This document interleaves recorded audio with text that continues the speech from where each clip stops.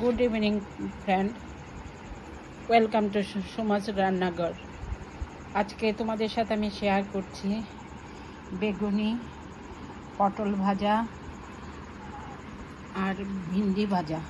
এটা তো সিম্পলভাবে করেছি, তোমরা যেভাবে করো সেই বেসনের ব্যাটারে একটু চাউলের পাউডার দিয়েছি, সাথে নুন, হলুদ, একটা লঙ্কার গুঁড়ি দিয়ে ভেজেছি। এটা হচ্ছে আমাদের এখানে স্পেশাল, এটাই তোমাদের সাথে আজকে শেয়ার করতে চাচ্ছি। এটাকে আমাদের এখানে বলে আলু গুন্ডা। তোমাদের এখানে কি বলে তোমরা কমেন্ট করো, আমাকে জানিও।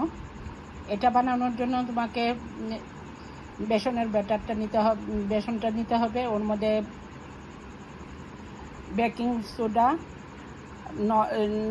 নুন, লঙ্কার গুঁড়ি, হলুদের গুঁড়ো আর একটু আজওয়াইন